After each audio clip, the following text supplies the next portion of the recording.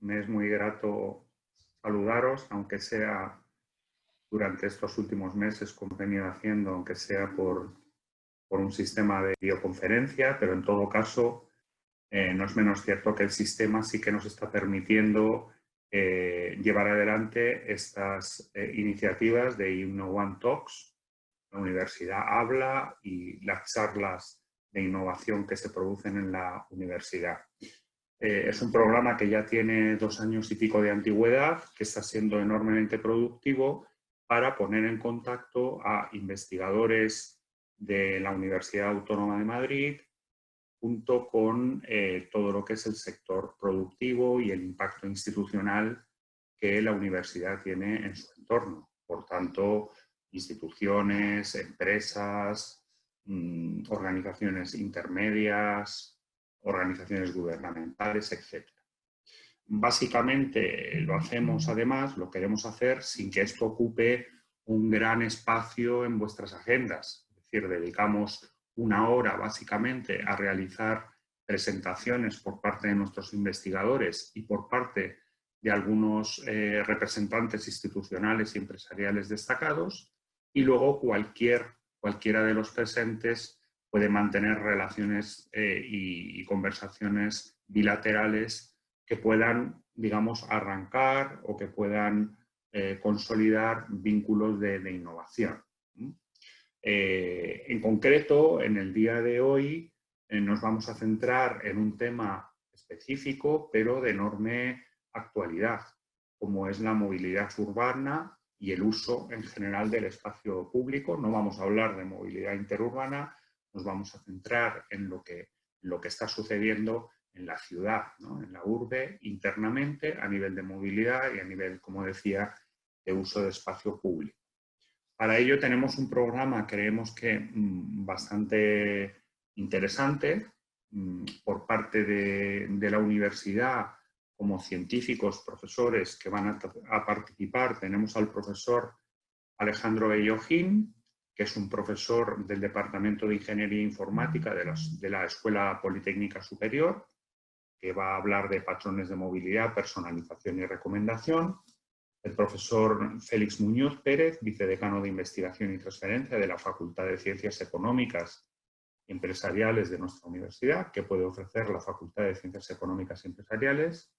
La profesora María del Mar Alonso, del Departamento de Organización de Empresas de la Facultad de Ciencias Económicas y Empresariales. Movilidad compartida en la era postpandemia. El profesor Julián Moral, del Departamento de Análisis Económico y Teoría Económica de la Facultad de Ciencias Económicas y Empresariales. Explotación de Big Data para la detección de patrones. El profesor Miguel Angoitia, coordinador del proyecto Estimación de Costes del Servicio de Transporte Sanitario por Carretera en España. Y el profesor Carlos Llano, profesor del Departamento de Análisis Económico de la UAM y director de proyectos de CEPREDE, la movilidad de bienes y personas en España, hechos y líneas de trabajo.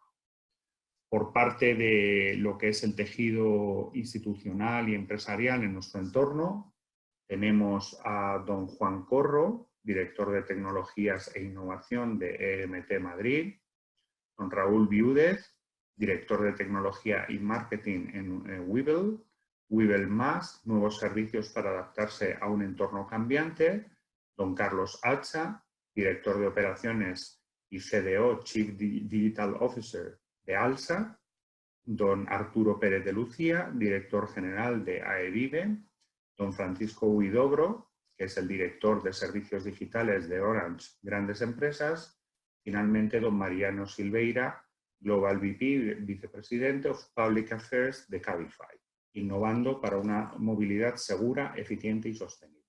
Bueno, como veis, es un programa extraordinariamente interesante por las dos partes, por la parte interna de la universidad y por lo que tiene que ver con empresas e instituciones aquí presentes, eso por un lado. Bueno, y finalmente deciros que en la mesa de presentación de esta jornada está también don Fidel Rodríguez y el profesor José Luis Pau. Es el director de nuestra fundación de la universidad y José Luis Pau es el director de innovación de la universidad. Decir que la presencia de Fidel es especialmente relevante en el sentido de que la fundación de la Universidad Autónoma de Madrid es la entidad que tiene la propia universidad para vehicular todo lo que son los contratos de transferencia del conocimiento.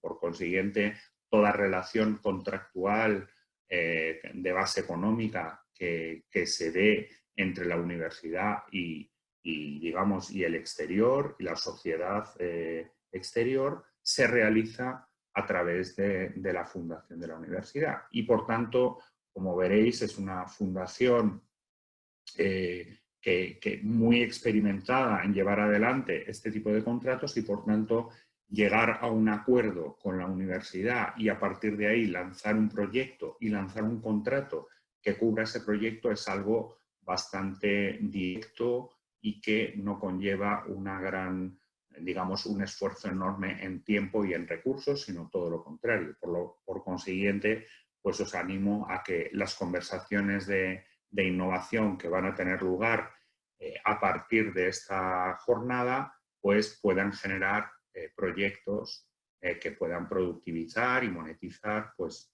todo lo que es el conocimiento disruptivo que desde la universidad generamos.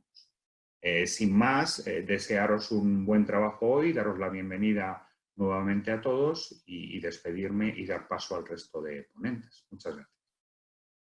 Hola, buenos días a todos. La verdad es que voy a ser muy breve. Yo creo que el vicerrector, el profesor Javier Ortega, lo ha dicho muy bien y simplemente reiteraros el agradecimiento a todos los ponentes que estáis, tanto los académicos de la universidad como, y los ponentes que venís de fuera. Algunos de vosotros también sois antiguos alumnos de la universidad y siempre os brindamos nuestra universidad, ¿no? Para que sea realmente esa plataforma que queremos ser una universidad de excelencia en la educación, en la investigación y por supuesto también en la conexión con el entorno, con el ecosistema que nos rodea en el marco de la innovación. Agradecer que este proyecto se hace en el marco de los proyectos de innovación NOTRI de la Dirección General de Investigación y de Innovación Tecnológica de la Consejería de Ciencia, Universidades e Investigación de la Comunidad de Madrid, que sin su ayuda pues no podríamos ponerlos en marcha y con la cofinanciación del propio vicerrectorado. Y la verdad es que queremos hacer muchos eventos de este tipo en muchas temáticas muy diversas. Hoy hablamos de movilidad, de la importancia de la movilidad, no solo desde un punto de vista tecnológico o digital, sino también desde un punto de vista de la aproximación de las ciencias sociales y las humanidades que tan importantes son en nuestra universidad.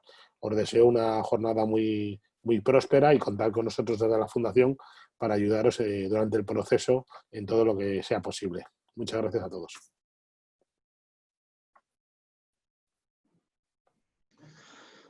Bueno, yo quería también dar la bienvenida como director de la Unidad de Innovación a todos los ponentes y a todos los asistentes. Quería agradecer especialmente a la Fundación y al CAITEC la organización del evento en una temática que nos importa a todos, que es de candente actualidad y que desde luego yo creo que todos tenemos que poner el foco en los próximos años para intentar mejorar la sostenibilidad de nuestros desplazamientos y nuestros movimientos, ya sea dentro de las ciudades o entre las mismas, ¿no?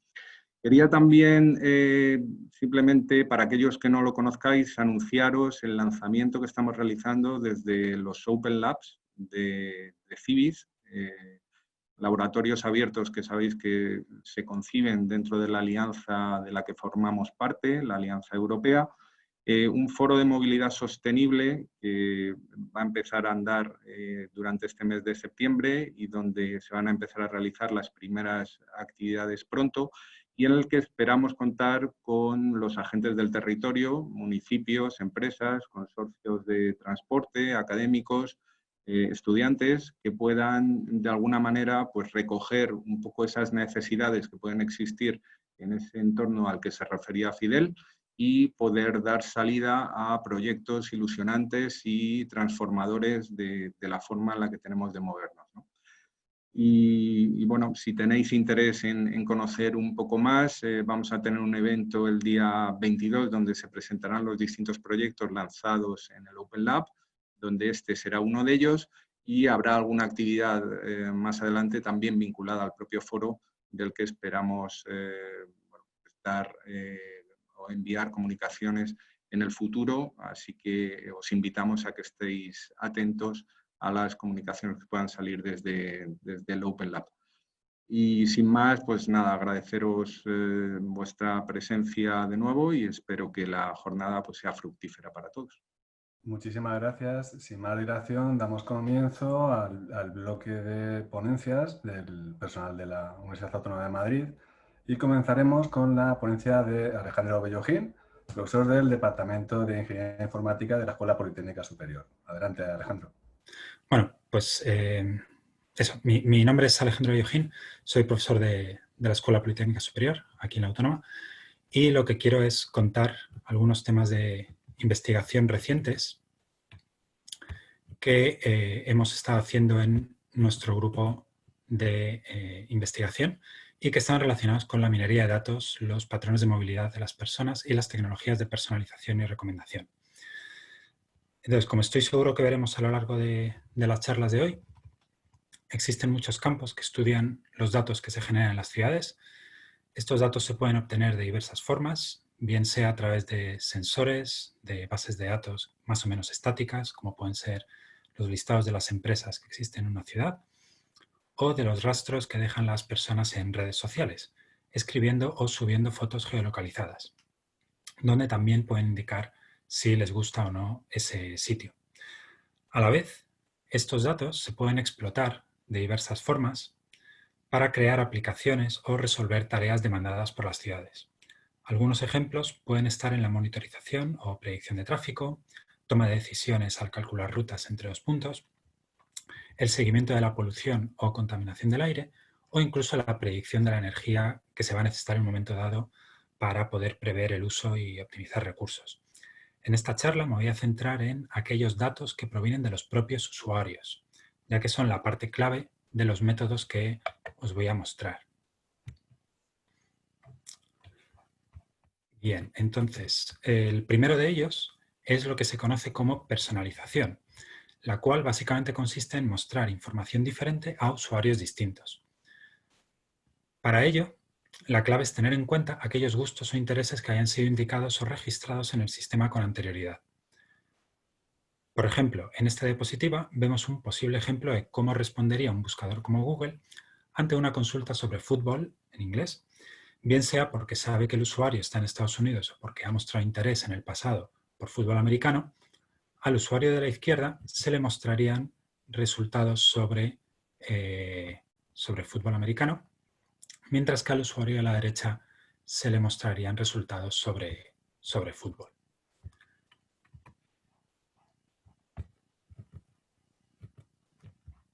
A ver.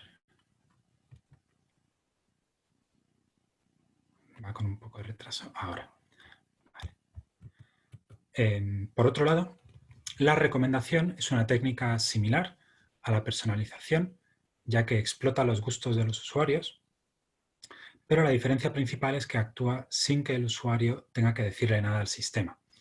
Por ello, es una herramienta muy útil cuando hay una sobrecarga de opciones, como en aquellas páginas que tienen un catálogo inabarcable tipo Amazon o Spotify. Otra ventaja es que debido a la variedad de algoritmos existentes se puede aplicar a prácticamente cualquier dominio, como en lo que vamos a ver ahora, que serían datos de movilidad.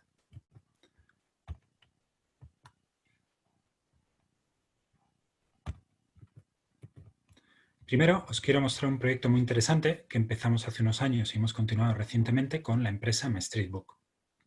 En este proyecto se presentan rutas turísticas personalizadas al usuario. Los datos que se explotan son las preferencias que haya indicado el usuario, así como los horarios o los precios de los sitios turísticos. Además, somos capaces de aprender los gustos implícitos según aquellos sitios que los usuarios hayan marcado como visitados o según lo que hayan puntuado.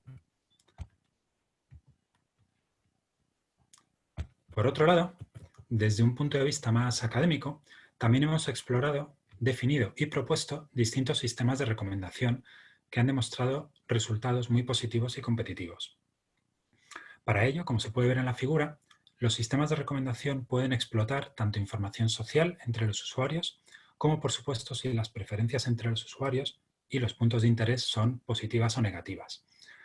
Además, una señal muy importante en la que nos hemos centrado recientemente ha sido en utilizar el orden en el que la gente suele visitar los sitios para crear rutas con sentido.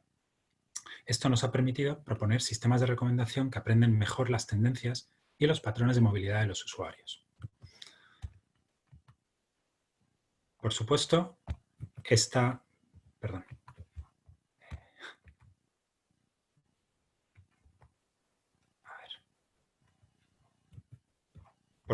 estas y otras líneas de investigación se enmarcan dentro del trabajo realizado por un grupo de investigación aquí en la UAM, cuyo nombre es Information Retrieval Group. Y solo por mencionar unos nombres, los que tenéis aquí es Pablo Castells, el líder del grupo, Iván Cantador y Fernando Díez. Es un grupo muy activo donde se defiende casi una tesis cada año y donde los compañeros doctores que no han continuado el camino más académico están trabajando en empresas tecnológicas punteras como Amazon o Google. Además, solemos tener activos siempre proyectos y colaboraciones con empresas. Quiero destacar dos ahora mismo. MyStreetBook, que le he comentado antes, pero que además recientemente, junto con la MT, han creado un piloto en la ciudad de Madrid que optimiza los trayectos del día a día. El otro proyecto sería Amermad, un proyecto que se presentó en unas jornadas previas, donde, junto con otros grupos de esta y otras universidades, analizaremos el impacto turístico que tiene América en Madrid. Y poco más. Gracias por la atención. Muchísimas gracias, Alejandro. Es el turno ahora del profesor Félix Muñoz, que nos va a hablar como vicedecano de Investigación y Transferencia de la Facultad de Ciencias Económicas y Empresariales. Adelante, Félix. Mientras tanto, bueno, me voy presentando. Soy Félix Muñoz, profesor de la Facultad de Ciencias Económicas y Empresariales y, por circunstancias de la vida, vicedecano de Investigación y Transferencia. Cuando me invitaron a participar en esta sesión, pues decimos encantados. Yo diré de contactos y entonces enrolé aquí a otros colegas como Carlos, Julián, Mar Alonso y también Miguel Angoitia, que participarán en unos momentos. Y bueno, pues por supuesto el tema es lo suficientemente importante y atractivo, y más con la que está cayendo. Como economista, pues cualquier concepto, tema o fenómeno lo podemos abordar desde el punto de vista de los análisis coste-beneficio. Movilidad está asociada a beneficios importantísimos, que son sobre todo accesos a mercados de trabajo, y bueno, por supuesto de ocio, cultura, que es fundamental. Tengo que iniciar mi vídeo. Vale. Aquí. Que es algo que se tratará seguramente en estas sesiones, y también tiene unos costes en tiempo, pues el gasto que hay que realizar en infraestructuras de movilidad, etcétera, también como contaminación y hoy día pues otro tipo de riesgos que asumimos al movernos de un sitio a otro. Ante estos retos, pues sobre todo por el lado de lo que tiene que ver con los costes, se puede actuar desde dos perspectivas. Una de ellas es limitar la movilidad. Bueno, en el caso de emergencia, por ejemplo, cuando tenemos un pico de contaminación, pues puede ser importante. Pero históricamente, y desde luego que es el tema que se va a tratar aquí, la forma más interesante y más racional de abordar el tema de la movilidad, yo creo que es el uso de la tecnología. En la presentación anterior, pues ya se ha puesto un ejemplo, pero se van a poner más a continuación. Bueno, esto como prolegómeno al tema que nos ocupa aquí. Voy a pasar la diapositiva, creo que hay que darle en algún punto. Ahí está.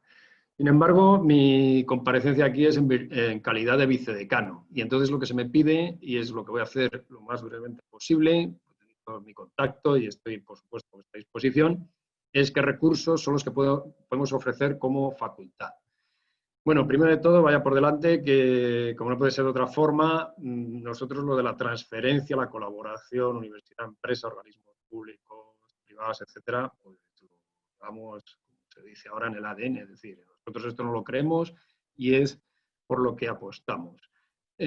Por supuesto, los recursos que disponemos como comunidad pues son de los tres tipos que he visto antes: recursos humanos, recursos organizativos y recursos físicos. Los recursos humanos, por supuesto, son los más importantes. Nuestra facultad tiene más de 300 profesores investigadores, de ellos más de 200 a tiempo completo, y bueno, pues organizamos todo tipo de programas de estudio, pues de grado, de máster y, por por supuesto, de doctorado. Tenemos un doctorado en Economía de Empresa general, pero también tenemos otro en Economía y Gestión de la Innovación, que trata también temas como los que nos convocan aquí. Por supuesto, como facultad, pues publicaciones, proyectos de investigación, como se va a presentar aquí alguno, todo esto se puede consultar en la memoria de la página web de la facultad. Pero lo que es más importante desde el punto de vista de esta reunión es la transferencia. Bien, la transferencia es algo que estamos recuperando y tratamos de impulsar, como veremos ahora en breve en la siguiente diapositiva, también de la perspectiva estratégica y como organización, y que, por ejemplo, en el año pasado pues, ha dado lugar a 28 contratos de artículo 83, y otro tipo de organismos, por más de €500.000. Bueno, €500.000 en 2018. Más de €500.000 puede parecer mucho dinero, pero entendemos que para una institución, un centro como el nuestro, pues debemos ser más ambiciosos. Supongo, los que estéis en la universidad lo sabéis seguramente, pero los que estáis fuera, que estáis en empresas o en otros organismos, como sabéis, se ha activado desde hace poco el famoso sexenio de transferencia. Esto es muy importante porque está suponiendo un incentivo muy potente para nuestros investigadores, precisamente para enrolarse en este tipo de actividades que comentaremos luego en coloquios, en las conversaciones paralelas con vosotros, de bueno, qué podemos hacer conjuntamente. En la actualidad nosotros tenemos 22 grupos de investigación reconocidos por la Universidad Autónoma de Madrid. Algunos de ellos tratan específicamente temas como esto. Tenemos institutos, centros de investigación. Carlos y Julián representan uno de ellos. Y, por supuesto, pues esto está al servicio de la sociedad. Y el servicio de la sociedad incluye a nuestros estudiantes, por supuesto, pero también las empresas y también los organismos públicos y oficiales. Bien, en lo que se refiere a recursos, o lo que vengo a denominar recursos organizativos, es la siguiente diapositiva. Vamos a ver. Me dice que esto va con flechas. Bien. Nosotros hemos generado muy recientemente, no llevamos ni un año, una unidad muy interesante con el apoyo del Servicio de Investigación y los vicerrectorados de Investigación y de Innovación. Innovación aquí representada por Javier, rector, y es una oficina de investigación y transferencia. Bien, nuestro objetivo principal desde esta oficina es dinamizar y promocionar la investigación y también la transferencia en la facultad.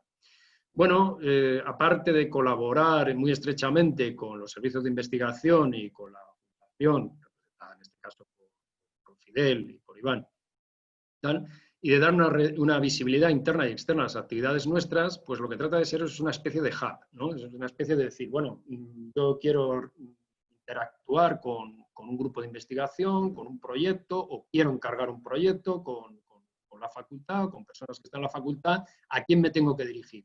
Por supuesto, administrativamente y legalmente todo eso tiene un cauce, pero entendemos que el disponer de una oficina de este tipo facilita mucho las cosas, porque simplemente, oye, mira, yo pregunto a la oficina de investigación y ya me informáis de todo, ya me decís, o incluso os podéis encargar de que todas estas cosas queden perfectamente vehiculadas y rompamos así esa especie de coste muchas veces psicológico, pero también en tiempo, que es, bueno, ¿y qué papeles hay que hacer? ¿Cómo tenemos que proceder? ¿Cómo identifico yo a los investigadores? ¿Con quién tengo que hablar? Bueno, pues todo esto es algo que ahora mismo como facultad lo tenemos bastante organizado, está en pleno proceso de rodaje y creemos que va a ser pues, una facilidad enorme para comunicarnos pues, con la sociedad y con el tejido empresarial. Y por último, lo que tenemos, la última ya diapositiva, son también a vuestra disposición pues una serie de recursos físicos. Tanto la oficina como las cátedras que tenemos de colaboración de la UAM, pues con Accenture, por ejemplo, pero también con otras instituciones. 2 startups que tenemos, archivos, aulas especiales, salas de reuniones, etcétera. Todo esto también le estamos dotando de un espacio físico, que es un módulo de nuestra facultad, que es el módulo 15, que alberga también esta oficina de investigación.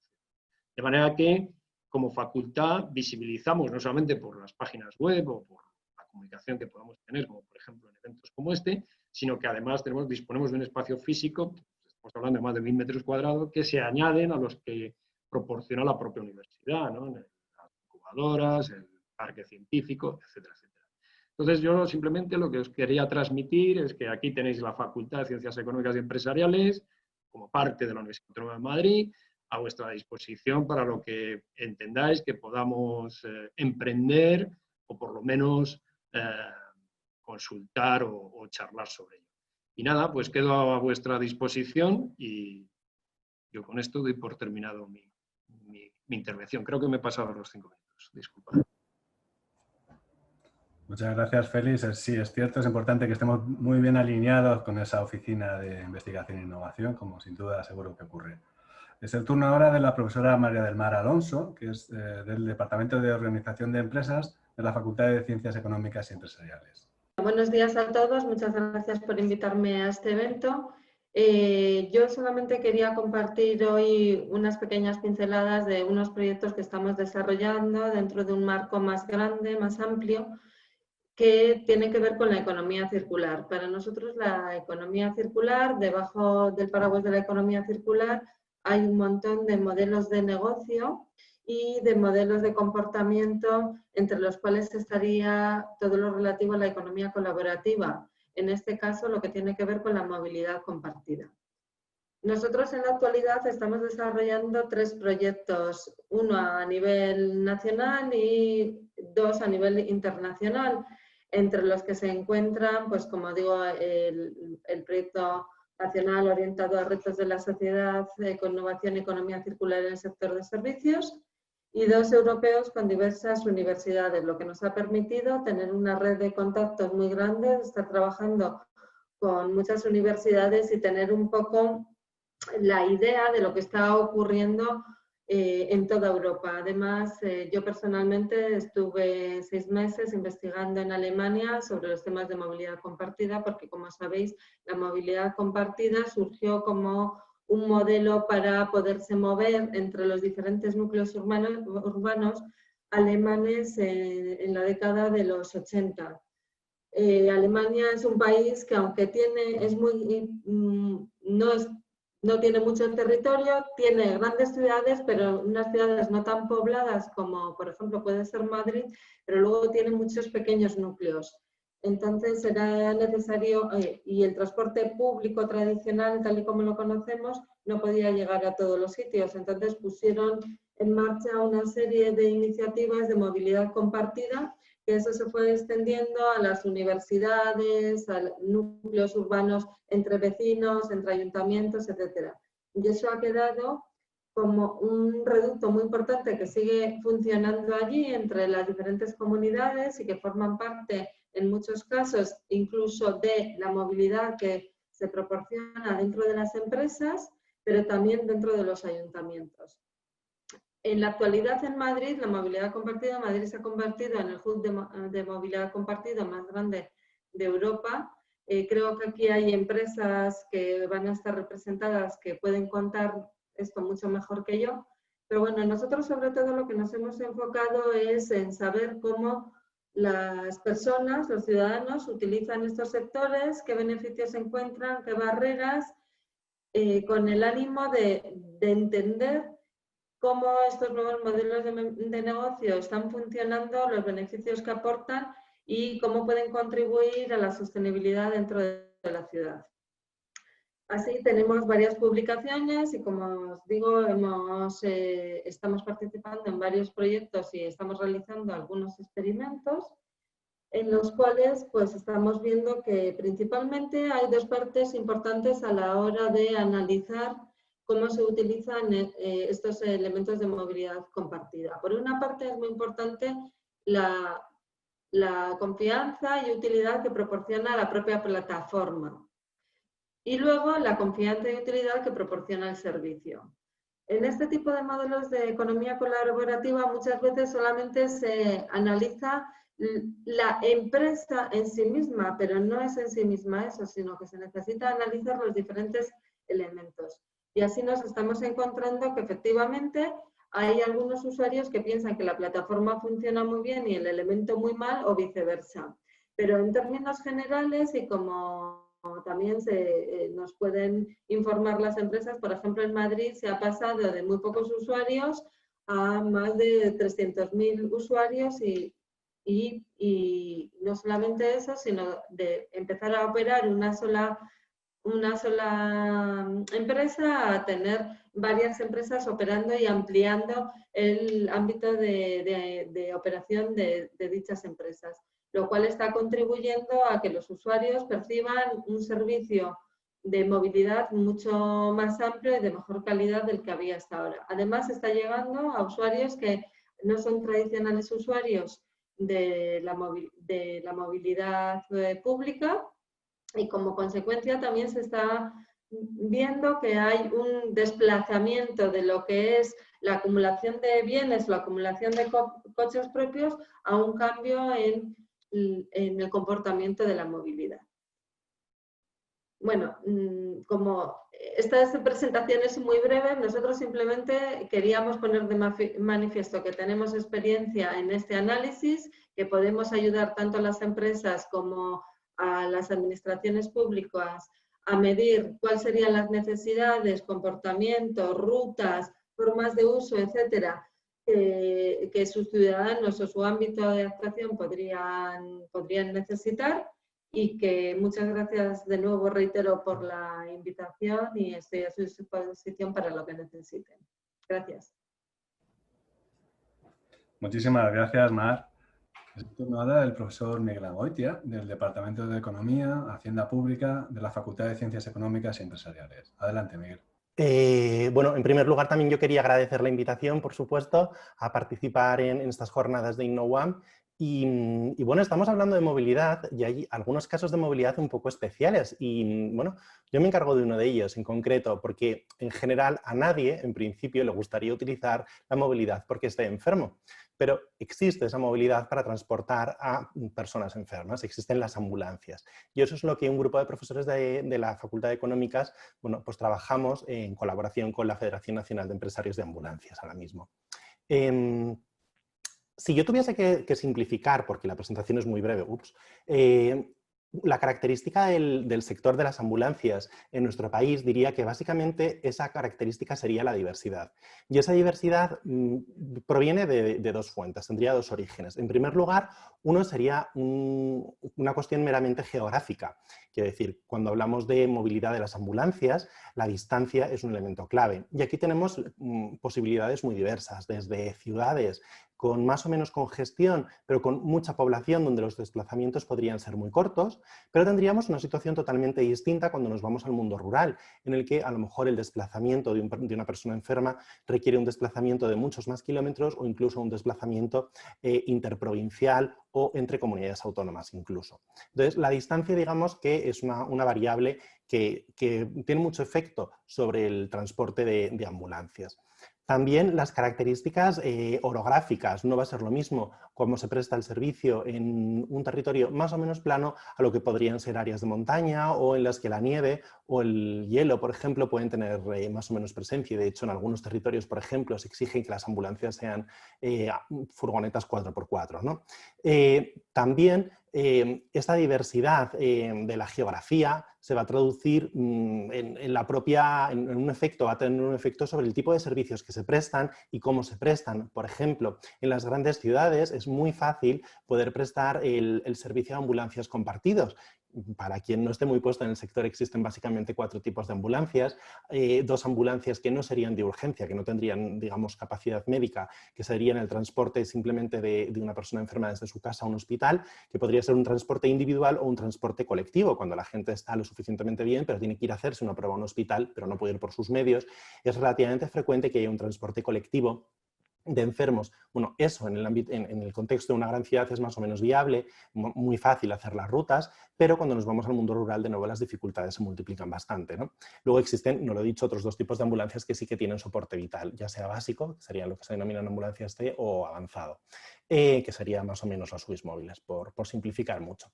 La diversidad no solamente proviene de lo que es la geografía o la orografía, también viene de algo que es mucho más fácil de controlar, como vendría a ser la normativa.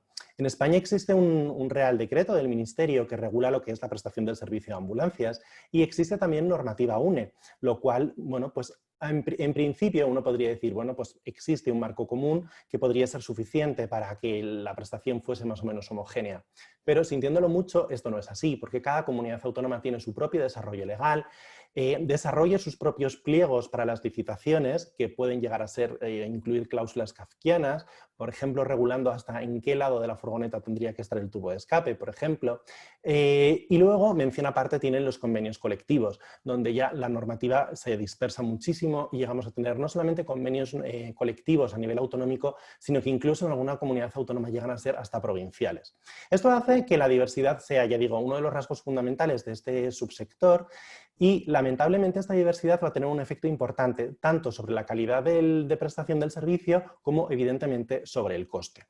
¿Qué es lo que hacemos nosotros en la universidad? ¿Qué hacemos en la facultad en relación con el transporte de las ambulancias? Bueno, pues nosotros lo que hemos hecho, un grupo de profesores del Departamento de Matemáticas, del Departamento de Organización de Empresas, junto con la Federación Nacional de Empresarios de Ambulancias y un socio tecnológico, que es el que hace el desarrollo, digamos, de una aplicación en Internet, lo que hemos hecho es una herramienta para estimar el coste del servicio del transporte sanitario por carretera, abreviado ECOSAM, que, bueno, además tenemos un patrocinador que es Mercedes en este caso, ¿no? ¿Y qué es lo que conseguimos o qué es lo que queremos hacer con esta herramienta? Bueno, lo primero, esta herramienta lo que va a hacer es, lógicamente, lo que hace su nombre, estimar el coste de prestación del servicio de las ambulancias.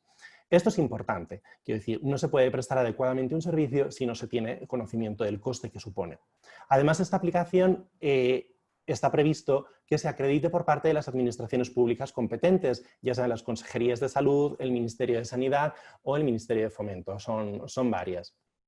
Y además, perdón, que he perdido la pantalla. Y además, perdón, ¿estoy?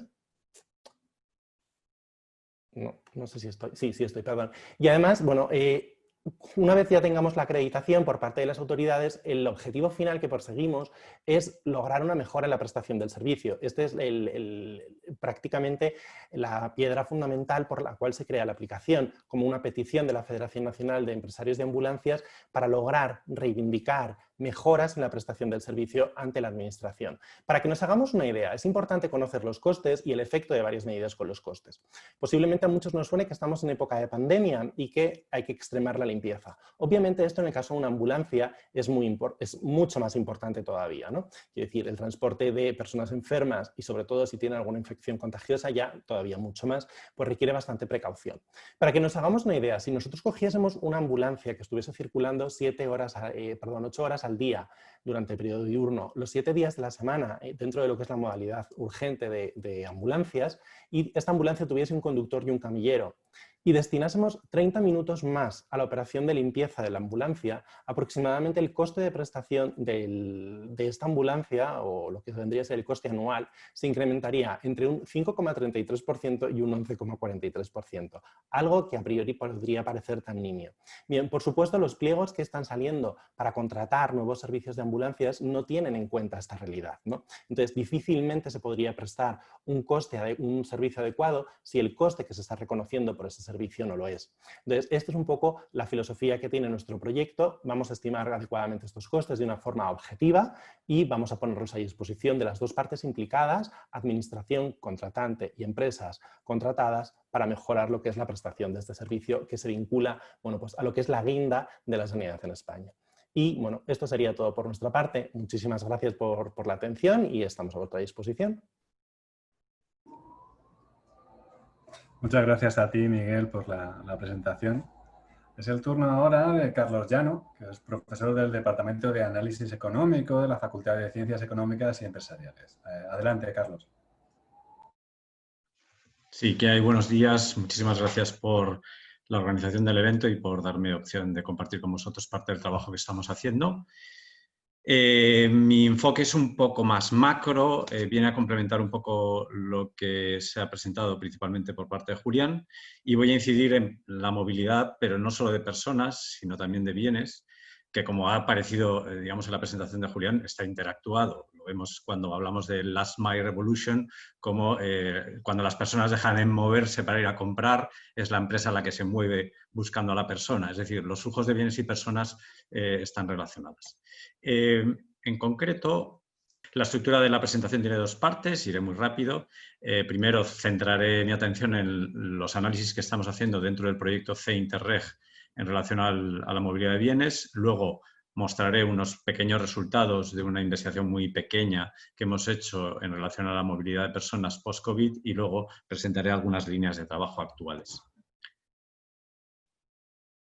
El proyecto Cinterreg nace en 2004, básicamente es una iniciativa para llenar uno de los principales huecos estadísticos que hay en España, pero que hay en todos los países del mundo, que es básicamente saber cómo comercian las regiones que hay dentro del país entre ellas. Sabemos más del comercio internacional que del interregional y, sin embargo, la intensidad de comercio de bienes dentro de nuestras fronteras es muchísimo más grande. Por eso fuimos capaces de atraer la atención de varias comunidades autónomas. Ahora tenemos 8 comunidades autónomas apoyando el proyecto, pero antes de la primera de las crisis del 2008 llegamos a tener 11, es decir, es un proyecto que les interesa mucho. Básicamente construimos una base de datos de movimiento de mercancías entre provincias y regiones por tipo de producto, tipo de modo de transporte, y que nos permite hacer zoom espacial, geográfico, territorial, etcétera, y que luego alimenta modelos de simulación que nos permite hacer análisis de impacto de cómo cualquier cambio en la economía incide sobre el resto de las regiones y provincias, básicamente a través de los canales de relaciones que dibuja los intercambios de bienes y servicios. Tenemos una página web que podéis visitar donde tenemos datos que se pueden descargar a distintos niveles de usuario, una serie de dashboard, publicaciones, etc. En relación a esos dashboards, por ilustrar, tenemos tanto la capacidad de mostrar o de analizar estructuralmente cómo España se relaciona entre sí, cómo Madrid comercia con Cataluña, cómo Castilla-León o cómo Zamora comercia con Valladolid, pero también lo podemos analizar desde el punto de vista temporal, coyuntural, es decir, tenemos un indicador trimestral de la intensidad de comercio y en ese sentido podemos utilizar los flujos como el pulso de la economía territorializada. Uno de los temas que estamos entrando ahora, y que esto es totalmente novedoso, este gráfico no lo ha visto nadie salvo vosotros, es un dashboard en el cual desagregamos el comercio internacional detallando la región de origen y de destino en Europa, que se transporta a través de carretera. Ahí lo que utilizamos mezclamos datos de comercio con datos de transporte y nos permite saber cuál es la intensidad de comercio en las regiones de destino, algo que es desconocido a nivel mundial, desde luego a nivel europeo, para el comercio dentro de la Unión Europea. Y, por tanto, las comunidades autónomas están siendo muy receptivas a este tipo de análisis. Estas serían las importaciones. Desde el punto de vista de la movilidad de personas, más allá de los flujos de bienes, nosotros utilizamos los movimientos de personas como indicador de los flujos de servicios. Y los flujos de servicios son el 60% de la economía. Por lo tanto, por muy detallado que tengamos el comercio de bienes, si no tenemos igualmente detalladas las interrelaciones regionales basadas en servicios y, por tanto, fundamentadas sobre los movimientos de personas, pues estamos perdiendo una gran cantidad de relaciones territoriales. Aquí lo que he utilizado como complemento al indicador que ha mostrado Julián del INE, yo me he centrado en el indicador del Ministerio de Fomento, que utiliza datos principalmente de Orange, si no me equivoco, para el traqueo de móviles, y luego lo confronta con datos estructurales de una serie grande, un panel grande de colaboradores, entre los que está ALSA, la movilidad urbana, etcétera, etcétera.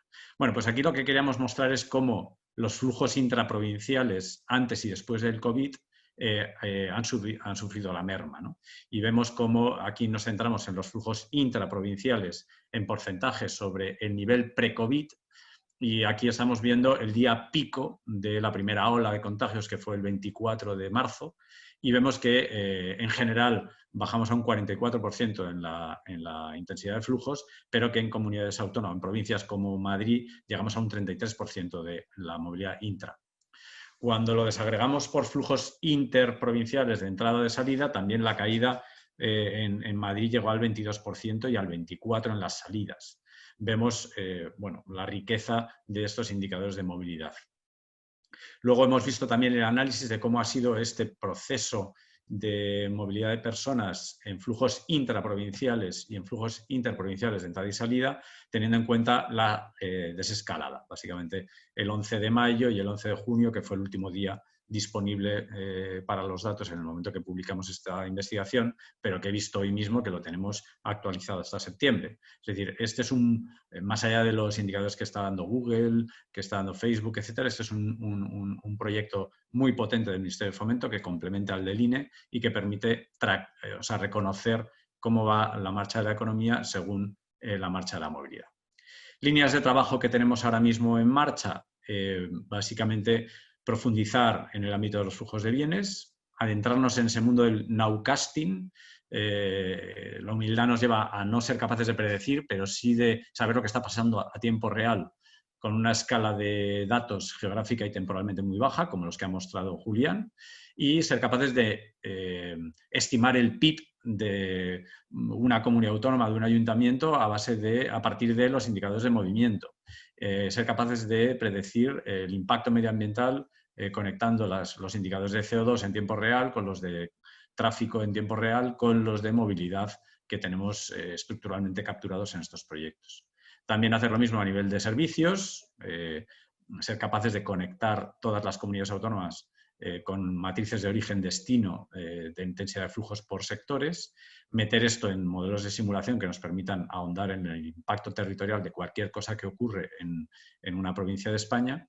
Y recientemente hemos ganado un proyecto europeo muy potente de 2 años, en el que estamos 8 instituciones europeas del máximo nivel, en el que nos han pedido que hagamos esto, pero para todas las regiones de Europa. Y lo vamos a hacer estimando y analizando y simulando los flujos de bienes, servicios, personas, capitales y conocimiento. Patentes, colaboraciones en generación de proyectos público-privados, etc. Bueno, pues estas son las líneas. Estamos a vuestra disposición para colaborar, tanto desde el punto de vista académico, desde la facultad, como más de transferencia a través de CEPREDE, Instituto Klein, etc. Muchas gracias. Muchas gracias, Carlos. Muchas gracias a todos los profesores que habéis participado en este primer bloque. Yo soy José Tomás Romero, el director de Innovación, Promoción y Transferencia de Conocimiento de la Fundación de la Universidad Autónoma de Madrid. Y voy a conducir este siguiente bloque con las entidades externas, las entidades invitadas, que realmente algunas ya han sido referenciadas en las ponencias que habéis hecho previamente. Queríamos comenzar, según la agenda, con el director de Tecnología e Innovación de la EMT de Madrid, de la Empresa Municipal de Transportes, Juan Corro, que nos va a comentar la iniciativa del Smart Bus de Madrid como aplicación de la tecnología del autobús bajo demanda en Madrid. Adelante, Juan, puedes conectar la cámara cuando quieras. Muchas gracias a la Universidad Autónoma por esta invitación de hablar de movilidad, de ciencia, de innovación.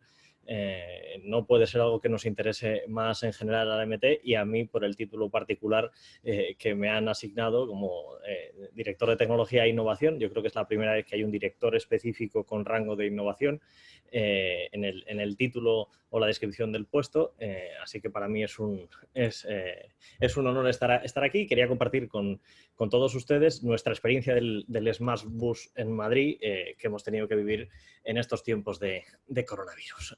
Para empezar, no sé cuántos conocerán cuál es la iniciativa del Smart Bus Madrid y un poco qué es lo que estamos pensando nosotros al respecto desde MT. Vamos a ver qué tal van las transparencias porque a mí me sale que van muy despacio, pero espero que alguien los pueda ver bien.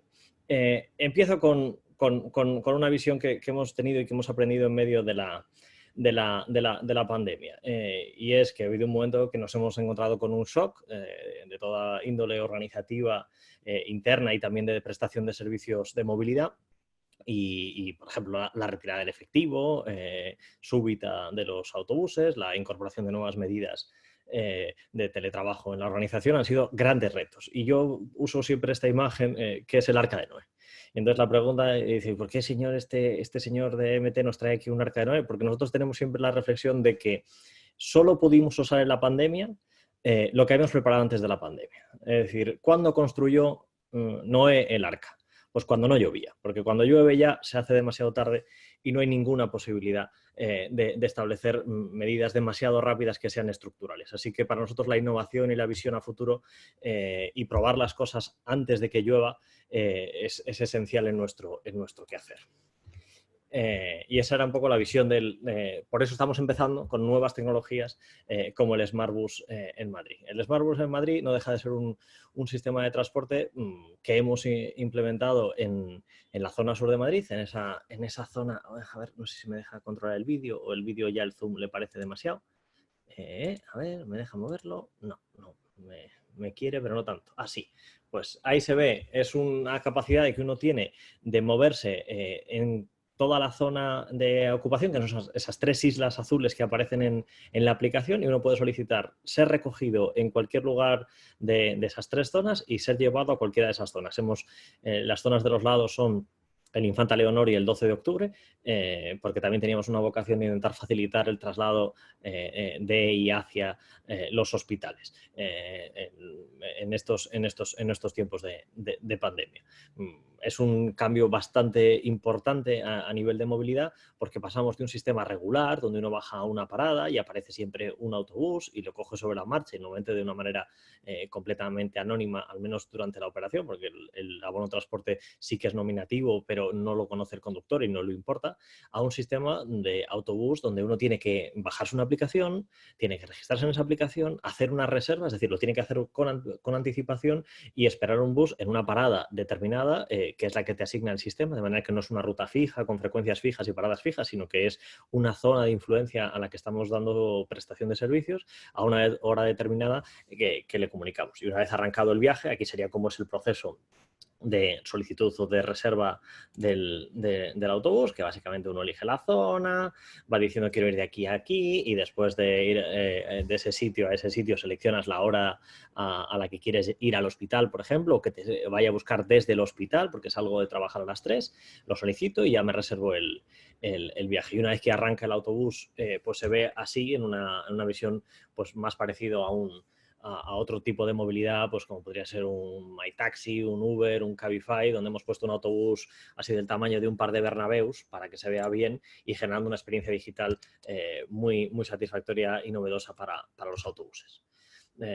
Pues a nosotros, sobre todo, por compartir algo de nuestra experiencia, es la dificultad del reto operativo, porque para hacer esto, para dar algunos números rápidos, hemos tenido que formar prácticamente a 100 personas en MT, incorporar tecnología a bordo de los autobuses, porque los autobuses normalmente no navegan, el conductor está asignado a una línea fija y siempre va en la misma línea que se sabe de memoria, y ahora cada viaje el conductor tiene una ruta distinta que seguir, entonces tenemos que poner tecnología a bordo que no teníamos, en este caso un navegador y una gestión. Tenemos que cambiar nuestro modelo de atención al cliente. Nosotros tenemos una oficina de atención al cliente, de atención a los usuarios y a los viajeros de MT, que tenemos muy poquitas reclamaciones con respecto al conjunto de viajeros que utilizan MT.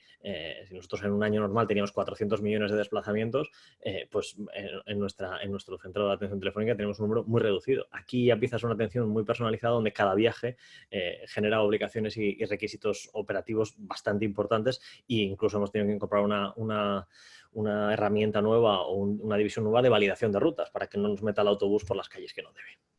Entonces es un sistema donde nos está, por trasladar un poco más, tenemos uno que reservar la aplicación, nosotros validamos la ruta, enviamos la ruta al autobús para que el conductor sepa cuál es la ruta, y luego vamos informando al usuario por SMS y por notificaciones en la aplicación para decirle cuándo se va a acercar al destino, y luego el seguimiento y control de la operación. Mucho más que lo que estamos haciendo en otras dimensiones. Yo no sé por qué esta se ha colado.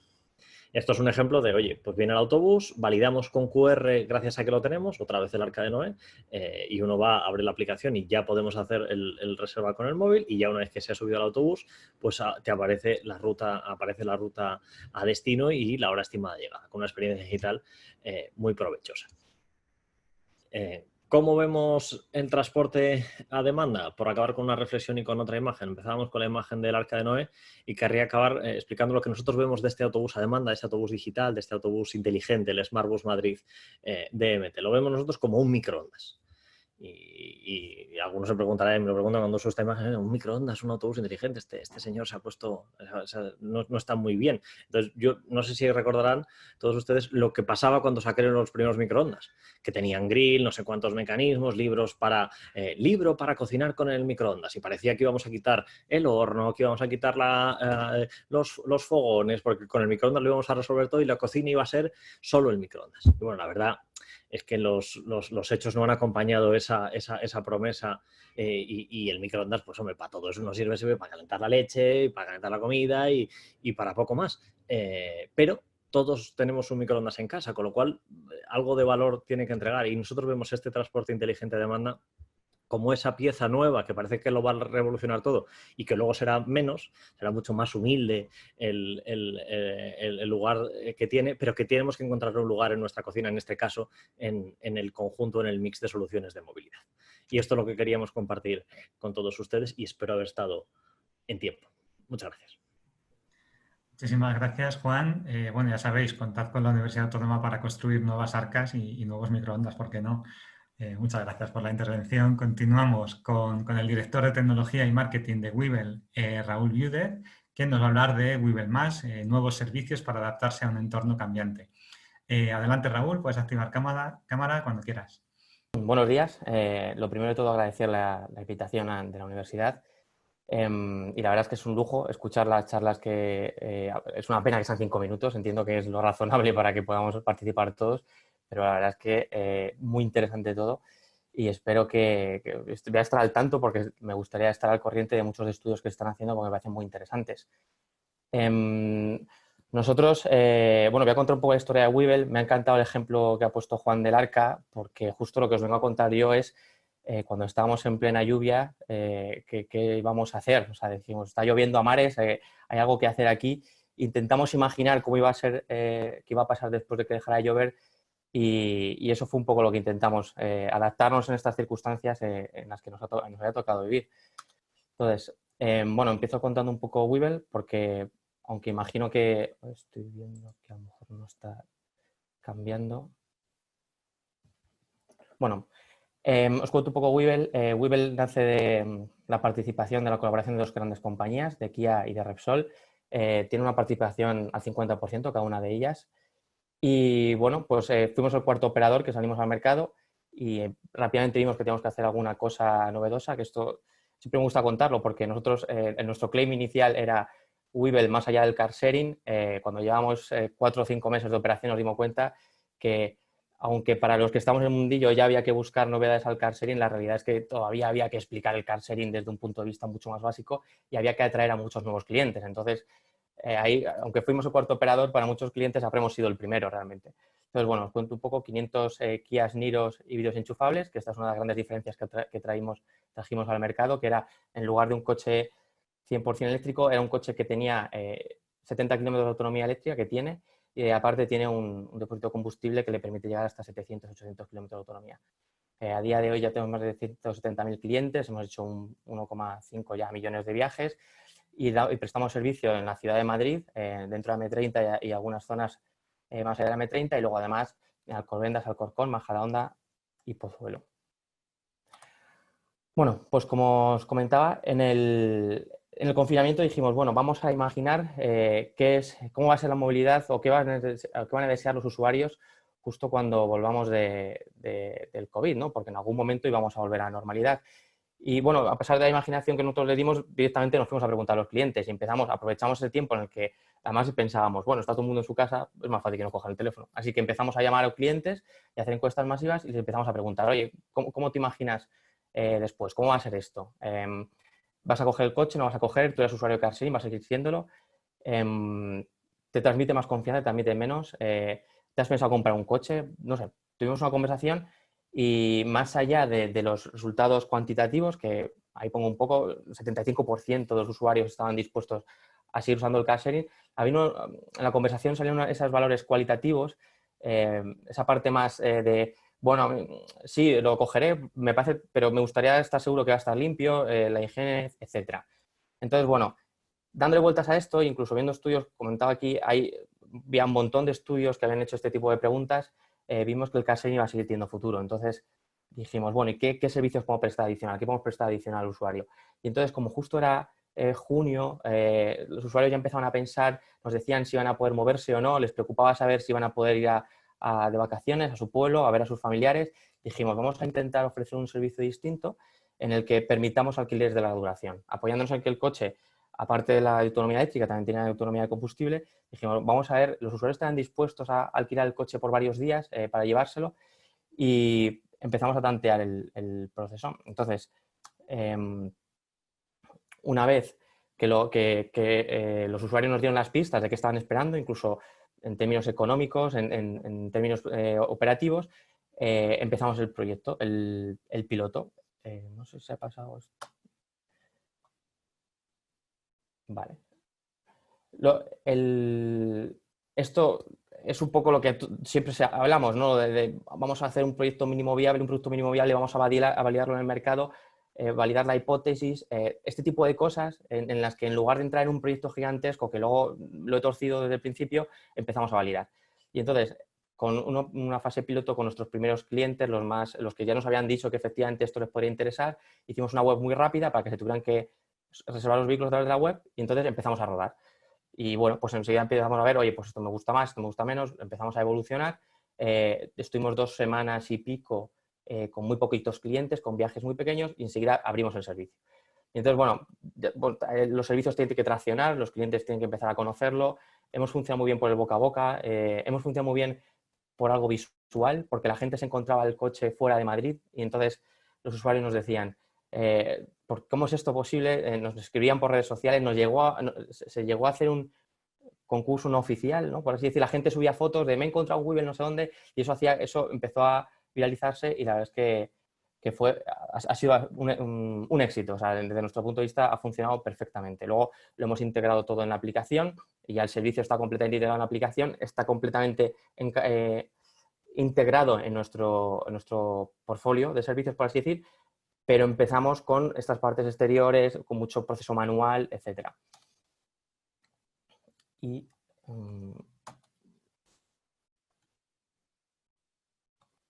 bueno, ese era un ejemplo de las comunicaciones que habíamos tenido con los clientes y tal, y nada más. Simplemente comentar que ha sido un proyecto novedoso para nosotros, y que hemos aportado algo diferente a la movilidad en estos tiempos del COVID.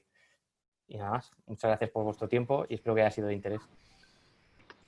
Muchísimas gracias a ti, Raúl. Muy interesante, además, tener en cuenta a los clientes es pues una de las cosas principales para lanzar innovaciones ya bien orientadas.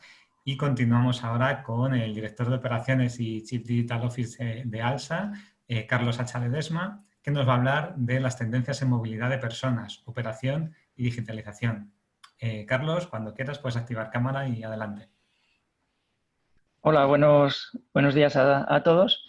Bueno, lo primero, pues agradecer a la universidad la capacidad de organizar esta jornada, y agradecer tanto a ponentes como asistentes su participación, puesto que, como decía antes Raúl, pues cada una de esas presentaciones daba casi para monográficos, ¿no? Pero bueno, hay que ser muy cáusticos hoy y contar muy rápidamente pues una visión. Yo he preferido centrarme aunque haré alguna referencia, no en la época COVID, post-COVID, sino vamos a pensar que toda esta pesadilla pasará, y pese a que muchos patrones van a cambiar o están cambiando y lo van a hacer de manera acelerada, pues podamos volver pronto a entender la movilidad como siempre la hemos entendido. Bueno, como retos de un operador de movilidad, ¿cuáles son los retos? Pues a día de hoy, en movilidad urbana, nos centramos, los usuarios tienen que percibir el sistema de transporte como algo conocido, algo que funciona en tiempo real, que está centrado en ellos, y que es un modo accesible, fácil de utilizar. Para eso necesitamos una integración plena. Antes podíamos hablar de sistemas muy aislados, pero ahora necesitamos una integración muy plena con el resto de sistemas de una ciudad y una operación excelente. Nadie nos va a admitir como operadores fallos en esa operación en términos de de eficiencia, en términos de puntualidad, en términos de seguridad. La gente quiere volver a casa y quiere volver sana y salva, ¿no?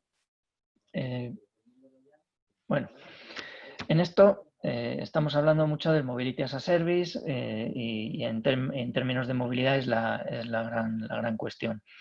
Uno de los puntos más críticos, y tengo que pasar muy rápido por ello, es que tendemos a equivocar el concepto de Mobility as a Service con la plataforma de Mobility as a Service. Y eso suele ser un problema bastante grande. La clave de todo esto es cómo hacer que diferentes modos convivan, se complementen y den una respuesta a las necesidades de movilidad, combinen transportes públicos masivos con transportes no tan masivos y que estén plenamente centrados en el usuario. Hoy todavía tenemos muchísimos problemas de integración y estamos demasiado focalizados en la plataforma por encima de los conceptos. Desde un punto de vista de la operación, tenemos muy claro que ya no vale la operación tradicional de un sistema de transporte. Antes Juan comentaba un cambio súper crítico en la MT, necesidades de formación, necesidades de tecnología. Bueno, pues estamos todos en lo mismo.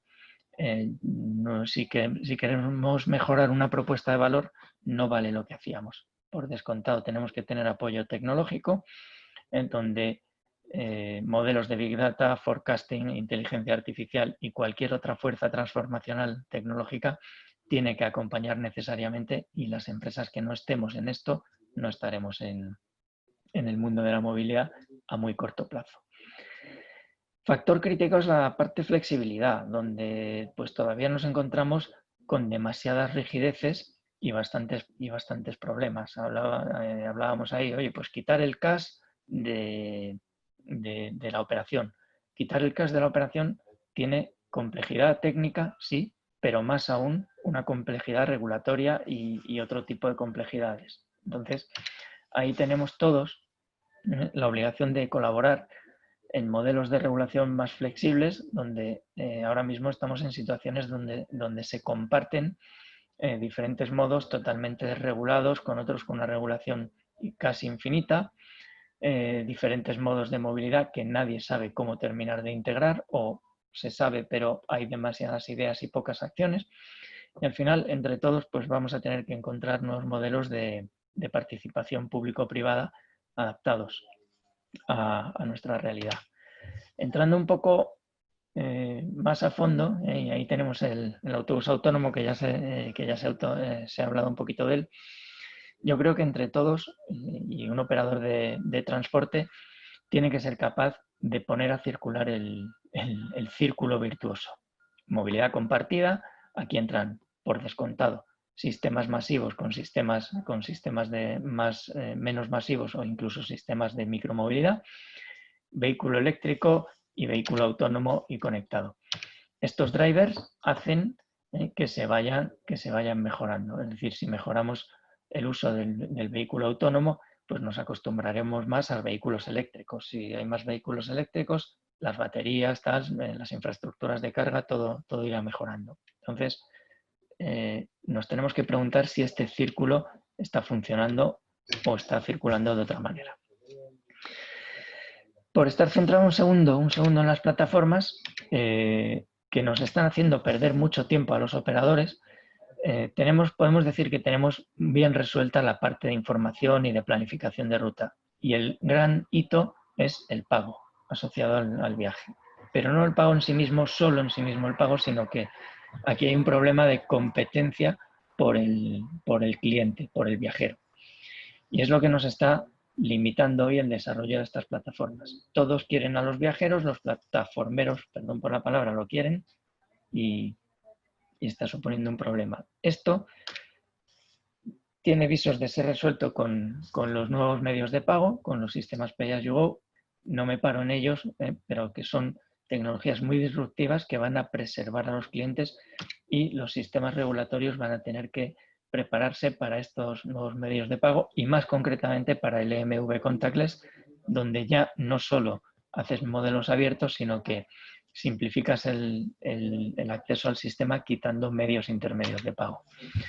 Por último, y para ya cerrar, pues un poco de ideas, ¿no? Pues lo que os decía, la movilidad está evolucionando ahora mucho más rápido, consecuencia de esta pandemia. Nosotros, por ejemplo, hemos tenido que poner en marcha un modelo de alza movilidad segura que nos cambia toda la operación de arriba abajo, sistemas de limpieza, tiempos de parada, etc.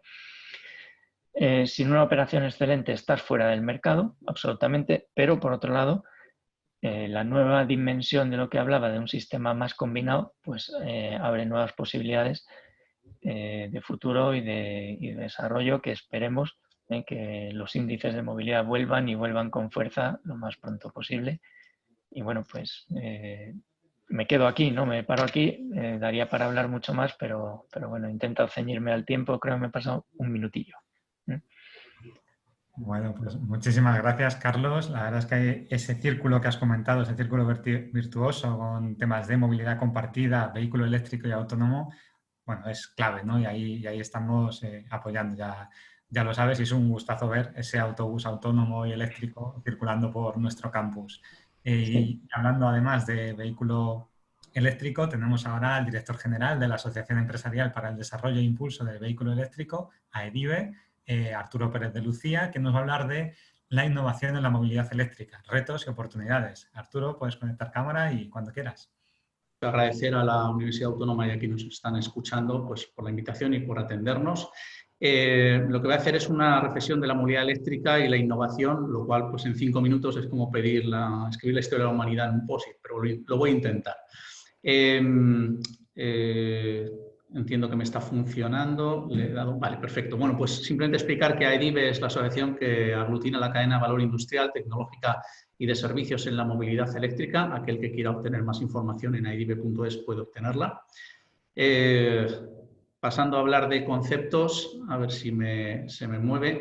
Bueno, el vehículo eléctrico, evidentemente, como innovación tecnológica, pues no podemos hablar de ella porque lleva más de un siglo entre nosotros, ¿no?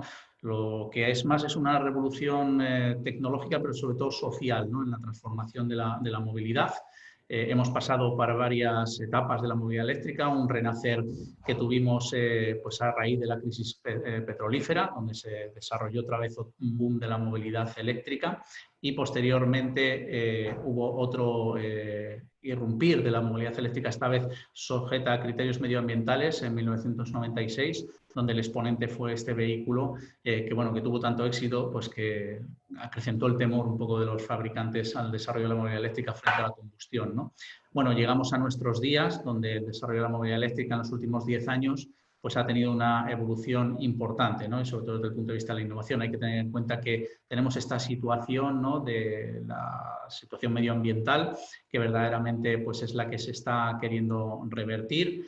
Tenemos unas emisiones antropogénicas que son las que generan el ser humano y que son las que nos están produciendo pues, catástrofes como estas que vemos aquí, con lo cual es importante en ese sentido actuar desde el punto de vista medioambiental. También tenemos el de la contaminación del aire, evidentemente con un parque que en España es excesivamente avejentado, de más de 12 años, y es sobre el que hay que actuar, que genera problemas tanto cardiovasculares como pulmonares, ¿no? Y es importante porque genera muertes, pero además tenemos un reto importante que es el de la contaminación acústica, que verdaderamente pues, es un factor también importante que debemos tener en cuenta para resolver y que bueno, pues desde el punto de vista del vehículo eléctrico, que es, no emite ruido en la propulsión, pues evidentemente es importante. No me está funcionando perfecto, pues como decía, el tema de la contaminación es también importante tenerlo en ese sentido en cuenta. Disculpadme porque esto va más lento de lo que yo pensaba y realmente ya no sé ni qué slide estamos viendo. A ver si pasa a la siguiente. Veo que no, voy a darle aquí a ver qué pasa. Estamos con contaminación acústica, pero sí que tienes que dar varios clics. Pasamos a esta, que realmente es lo que estamos viviendo, ¿no? Una revolución industrial, tecnológica y de servicios en la automoción y en la movilidad que tiene un eje en el vehículo eléctrico compartido, conectado y autónomo.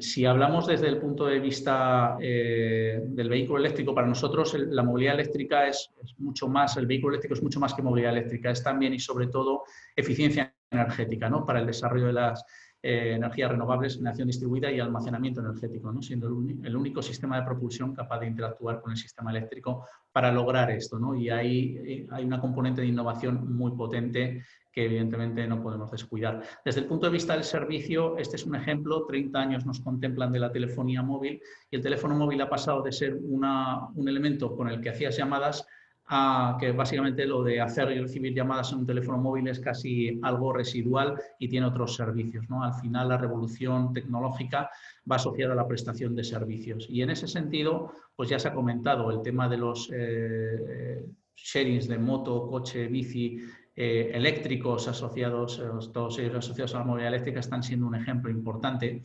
Es importante tener en cuenta que la movilidad se va a transformar y en ese sentido la movilidad compartida tiene un valor importante. Junto a ello, pues una innovación tecnológica pues que está basada en la conectividad de los vehículos, donde la información que va a compartir el usuario con otros vehículos, con otros sistemas, pues es importante. Digamos, la conducción autónoma, de la que ya se ha hablado y exponentes, por ejemplo, el ejemplo de ALSA que se ha puesto, evidentemente algo que hay que tener en cuenta. Pero también nos llegan nuevos sistemas de movilidad, perdón, es que esto va lento.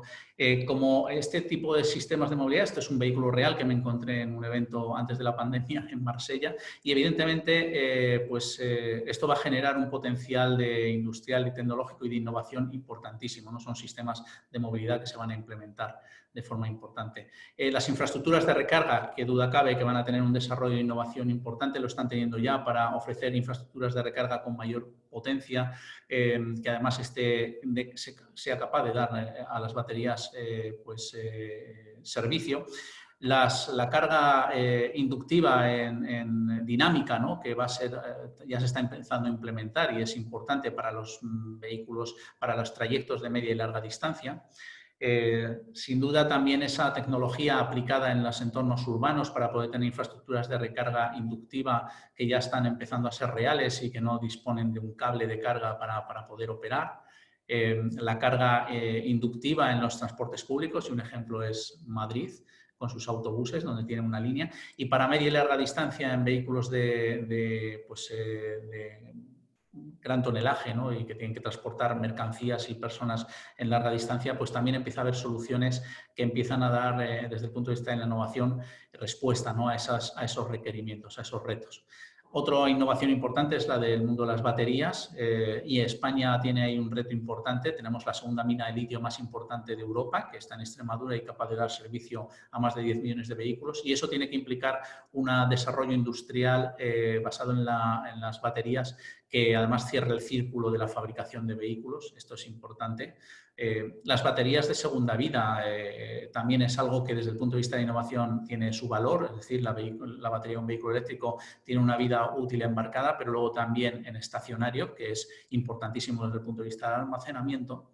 Y evidentemente es un vehículo eléctrico. Cuando a mí a veces me dicen ¿qué será el futuro, el vehículo eléctrico o el vehículo de hidrógeno? Digo, pues los dos son vehículos eléctricos. La diferencia es que uno es por pila de combustible y otro es por una electricidad que obtiene a través de la red.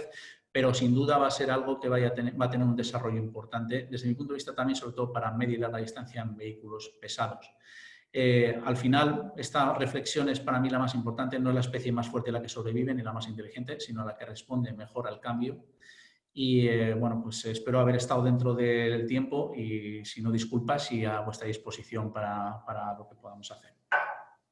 Muchísimas gracias, Arturo. Yo quería aprovechar tu presentación además para comentar que además de nuestros investigadores de la Facultad de Ciencias Económicas y Empresariales y de la Escuela Politécnica Superior, tenemos una Facultad de Ciencias muy potente que, entre otras muchas cosas, también trabaja en temas de baterías y distintos componentes químicos para este tipo de energía que nos impulse, ¿no? En el vehículo eléctrico.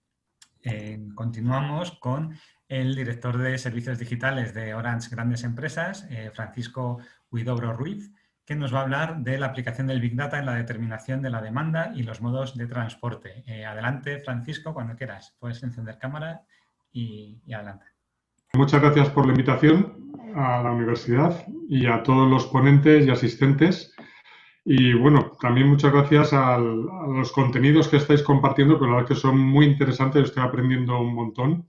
y además veo que los datos que estamos proporcionando para análisis de movilidad se están utilizando en casos de uso muy diversos y muy potentes, que la verdad es que más allá del interés económico, la aplicación que se tiene a la transformación de la sociedad, pues siempre tiene cierto orgullo personal el ver que esto se está utilizando y se le está dando realmente un valor alrededor de los datos.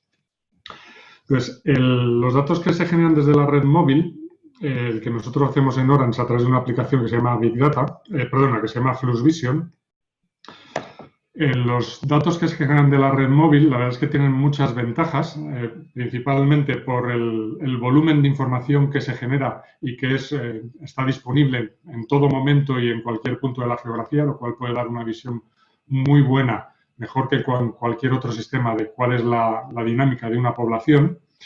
Pero nos encontramos siempre con algunas barreras y algunos problemas que vienen muy asociados normalmente a la privacidad y al cumplimiento de la normativa asociada a la protección de datos, que a veces nos impone ciertas restricciones y barreras que no nos permiten hacer lo que los clientes nos piden, sobre todo porque cuando estamos en entornos de movilidad, pues las posibilidades que hay aumentan de manera exponencial en cuanto vamos analizando las diferentes posibilidades de que unos grupos de población se vayan moviendo.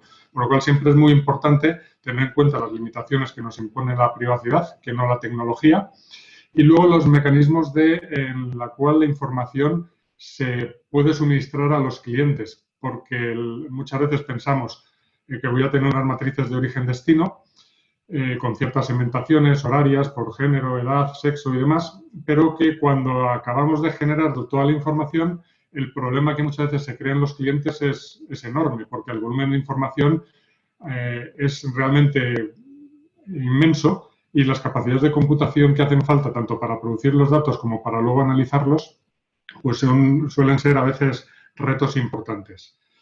Y luego también la información que se genera de la red móvil, que inicialmente está muy asociada a los registros de matrices origen-destino, que es lo que se consume, tiene también ciertas limitaciones en cuanto al propio concepto, porque cuando tú haces una encuesta de movilidad habitual para hacer un análisis de demanda, tú le preguntas a una persona de dónde va, a dónde viene, para qué está haciendo ese movimiento, y mientras que los comportamientos, en base a la observación permanente de una línea, tenemos que inferir los comportamientos en base a unos patrones de actividad de esa propia línea. Entonces, tenemos que poner ciertos criterios a la hora de determinar qué es lo que se está haciendo, y eso te lleva a que a la hora de hacer las matrices origen-destino tengas que determinar, pues por ejemplo, necesito que para determinar cuál es el origen, necesito una inmovilidad en origen y una inmovilidad mínima en destino. Y eso hace que, por ejemplo, ciertos desplazamientos se pierdan o que sea difícil distinguir entre lo que es un viaje o lo que es un tránsito. Pero al final, normalmente cuando esto está bien entendido por el cliente, se llegan a unos resultados muy cercanos a lo que es la realidad de la movilidad, entendiendo bien y además caracterizando muy bien los motivos de los desplazamientos cuando se producen esa movilidad obligada entre los domicilios, actividad, etcétera, etcétera. Pero además también nos da una visión muy importante no solamente sobre la movilidad total, sino sobre el volumen de viajeros únicos, cuántas personas están realizando cuántos viajes, y la recurrencia, tanto a nivel si son viajes únicos, si son habituales, si son recurrentes, si son ultra recurrentes, el que siempre ayuda a caracterizar esta movilidad. Además, nos gusta complementarlo con un análisis de presencia. Y podéis pensar que ¿qué tiene que ver la presencia con la movilidad? Pues os voy a poner un caso. Pues, por ejemplo, para el caso de los puntos de recarga de coche eléctrico, cuando analizas el problema de dónde tengo que poner un punto de recarga de coche eléctrico, las matrices origen-destino, primero, tendrías que computar todos los orígenes contra todos los destinos, que en un país, cuando estamos hablando de una ciudad, puede ser abarcable, pero cuando estamos hablando de un país como España, es computacionalmente inabarcable. Y luego es que no todos los matrices origen-destino te producen viajes, y tienes que ver la presencia en los tramos diferentes de carretera para determinar realmente cuál es el paso de vehículos por cada uno de los puntos. Por eso, vemos esa presencia, los puntos de paso y luego también asociado al mismo los medios de transporte, que dentro de lo que son los entornos interurbanos suele ser bastante fácil porque se distingue en función de la vía, y cada vía de transporte tiene su infraestructura móvil asociada y es fácil distinguirlo dentro de la red móvil, pero cuando estamos hablando en un entorno metropolitano, entorno urbano, es bastante más difícil porque los recorridos suelen tener una velocidad de vía muy similar y porque la red móvil no es capaz de discriminar la vía que se está usando. Entonces, aquí lo que estamos explorando ahora mismo son nuevos métodos, que es enriquecer el dato de la red móvil con el posicionamiento GPS de los propios dispositivos. En este caso, por ejemplo, estamos viendo ya en pruebas los primeros resultados que en un tramo como el de la Gran Vía de Madrid, estamos viendo que el punto de mayor tráfico a lo largo de todo el día es el cruce de peatones que va entre el Fuencarral y la calle Montera. Y que eso de manera permanente a lo largo del día, y que el punto de mayor flujo es la entrada al edificio de Telefónica a las 9 de la mañana. Nos permite una precisión que ya nos permite ver el tráfico peatonal. Y luego, por otro lado, estamos también viendo el análisis de las etiquetas de navegación. No solamente por dónde se mueven los móviles, sino qué aplicaciones se están usando. Esto nos viene muy bien de cara a determinar el uso de los vehículos compartidos y de los multimodalidad a nivel urbano, porque al final, lo hemos visto en todas las exposiciones anteriores, estamos consumiendo el transporte a través de un dispositivo móvil, en el cual reservamos, consultamos y hacemos uso de esa movilidad. Entonces ya no es tanto el seguir a la persona con el dispositivo móvil, que eso no lo podemos hacer, sino ver el uso que se está haciendo de las aplicaciones, cuándo se abre, cuándo se consulta, cuándo se realiza esa actividad, asociarlo al modo de transporte y al desplazamiento que se está realizando, de tal manera que estamos empezando a poder realmente distinguir a nivel urbano si una persona está yendo en coche compartido, en patinete, en bicicleta o en taxi, siempre asociado al uso de la aplicación que hay por detrás. Y toda esta información que la ponemos a disposición de los clientes, tanto en archivos tabulares para que lo puedan explotar dentro de sus propios medios, que cuando estamos viendo en los entornos y el tipo de organizaciones que estamos exponiendo hoy es el método más habitual, pero también de forma dinámica para que las entidades más modestas desde el punto de vista de recursos de informática, de gestión o de business intelligence puedan realmente explotar y tener el beneficio de la información de una manera fácil y poder determinar, ayudar a construir los planes de movilidad urbana sostenible, que es lo más habitual para lo que se está utilizando la información. Y con esto termino y muchas gracias a todos por la atención. Gracias a ti, Francisco. Muy interesante todo el tema de datos, ¿no? Esa cantidad de datos y todas las cosas que se pueden hacer analizándolos y teniéndolos en cuenta. Continuamos con Mariano Silveira, que es el Global Vicepresident of Public Affairs de Cabify, que nos va a hablar de su ponencia Innovando para una movilidad segura, eficiente y sostenible. Mariano, puedes conectar cámara y micro y adelante. Gracias, José Tomás. Bueno, agradecer obviamente a la Fundación y a la Universidad Autónoma de Madrid y un placer haber compartido o compartir con el resto de ponentes, tanto de la universidad como del sector privado y asociaciones. La verdad que es muy interesante.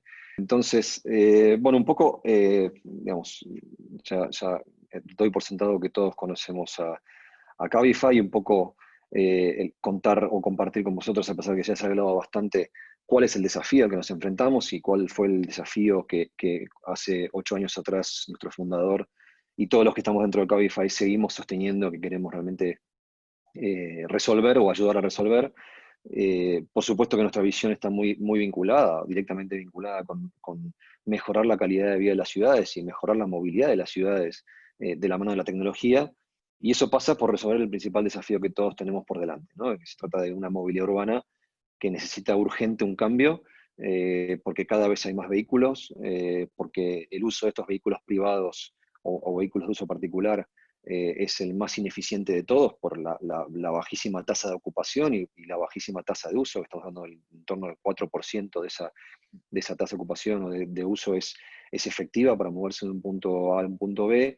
Y realmente este es un desafío enorme porque genera infinidad de problemas vinculados con accidentes, vinculados con el uso del espacio, vinculados con la contaminación y por supuesto vinculados con la calidad de vida de todos los que habitamos en las ciudades, que cada vez seremos más, y esto es algo que obviamente todos conocemos. El poder resolver este desafío, que claramente la Unión Europea a través del European Green Deal y las Naciones Unidas también a través de sus 17 Objetivos de Desarrollo Sostenible se ha propuesto, y todos debemos realmente hacer el máximo esfuerzo posible en nuestros lugares, ya sea como ciudadanos, también como empresas, tendrá un impacto brutal, positivo, si realmente lo logramos, en poder realmente resolver este desafío y mejorar esa calidad de vida en la ciudad, ¿no? Hoy la ciudad, y esto hace 70 años o más que no cambia, se ha diseñado alrededor del uso del vehículo particular, y eso tiene que cambiar. Tenemos que buscar opciones que realmente devuelvan el espacio urbano y la toma de decisiones a las personas. Esto obviamente impactará en nuestros hábitos de consumo, como ya está impactando la tecnología en todos nuestros hábitos de consumo y la forma de consumir tecnología, la forma de consumir finanzas, entretenimiento, y por supuesto la movilidad es una de las áreas que más están sufriendo esa disrupción de la mano de la tecnología. Y por supuesto esto generará oportunidades no solamente para vivir mejor, desde el punto de vista del aire que respiremos, del tiempo que tardemos en poder movernos de un sitio hacia otro, de cómo lo hagamos y qué tan barato lo podemos hacer, sino también esa experiencia de movilidad que hasta ahora ha sido bastante mala o bastante negativa, ¿no? Y por supuesto que la ciudad volverá a cobrar vida. Hemos visto todos que durante el COVID la ciudad ha vuelto a respirar, ha vuelto a nacer, ha vuelto a desarrollarse la vida, la naturaleza, y ha vuelto a ocupar el espacio que antes ocupaban y que han vuelto lamentablemente a ocupar los vehículos particulares. Entonces, el rediseño de las ciudades es una tendencia cada vez más fuerte que tendrá un impacto tremendo y que seguramente hará que hoy, que todos estamos rogando para que llegue el fin de semana y podamos escaparnos al campo o a la sierra o a la playa, bueno, pues de alguna manera podamos vivir las ciudades de otra manera, ¿no? El contexto claramente es el que es. Todas las ciudades en España y en buena parte del mundo prácticamente se da una circunstancia similar. Hay una distribución de esos millones de desplazamientos diarios, que parte absorbe el transporte público, que el objetivo es que realmente esto siga siendo así, que crezca y que realmente el transporte público, que es de lejos el más eficiente, siga siendo la columna vertebral del transporte para todas estas ciudades. Tenemos las buenas noticias que cada vez más las nuevas alternativas de movilidad, sobre todo el ir andando, la bicicleta y opciones como ride hailing o la micromovilidad vienen ganando terreno, a pesar de que si vemos el peso que tiene hoy el ride hailing dentro de todos los desplazamientos es menos del 1%, el car sharing obviamente, como decía nuestro compañero de Webull, pero sobre todo seguimos viendo ahí ese peso gigante que sigue teniendo el uso del vehículo privado, que puede oscilar perfectamente entre el 20% a más del 50%, incluso 60% del total de desplazamientos que hoy se realizan en una ciudad. Entonces, bueno, eso que se escucha de fondo es la aspiradora, espero que no moleste el ruido. Entonces, ¿cómo podemos hacer para ganarle terreno a esos desplazamientos de vehículo privado que claramente hoy generan una ocupación altísima del uso del espacio? Gran parte del espacio urbanizable de la ciudad está ocupado por vehículos aparcados, perdemos muchísimo tiempo y gran parte de la contaminación que se genera está vinculada con buscar un sitio para aparcar, y sobre todo ese uso totalmente ridículo de entre el 3 y el 4% de estos vehículos, ¿no? La gente claramente no quiere volver a la situación pre-COVID, y si realmente no logramos un cambio e impacto importante en el cortísimo plazo, y que eso se logrará de la mano de la tecnología, la verdad que habremos desaprovechado una oportunidad enorme, ¿verdad? ¿Y cómo se resuelve esto? ¿Dónde están las trabas y las oportunidades? En definitiva, el por qué la gente sigue utilizando su vehículo particular para poder moverse pasa por una cuestión de experiencia, ¿no? Seguimos teniendo el vehículo particular a nuestro alcance, suponemos que es gratis, a pesar de que ya hemos pagado cuando lo compramos y pagamos una fortuna de dinero por algo que realmente usamos muy poco, pero sobre todo esa comodidad, ¿no? Esa comodidad de tener, que no depender de nadie, de realmente todas esas ansiedades y angustias de la experiencia de moverme cuando yo utilizo mi propio coche, parece que estuvieran resueltas. La verdad es que estamos lejos de que eso sea así, y el problema, lo bueno aquí, es que todas las nuevas alternativas de movilidad, mediante la tecnología y la innovación, venimos encontrando esas soluciones, esos puntos de fricción que tiene la experiencia de movilidad, porque cada vez lo estamos haciendo mejor, cada vez lo hacemos más rápido y cada vez entendemos mejor cuáles son las motivaciones que un usuario le lleva a poder elegir una alternativa u otra, ¿verdad? Entonces aquí la tecnología juega un factor clave. en entender ese Customer Journey. Cada vez que nosotros decidimos movernos de un sitio a otro, pensamos diferente, nos motivan razones diferentes, los comportamientos son diferentes, más ahora que ha pasado el COVID y que claramente la normalidad pasa a ser completamente diferente de lo que era en la situación pre-COVID.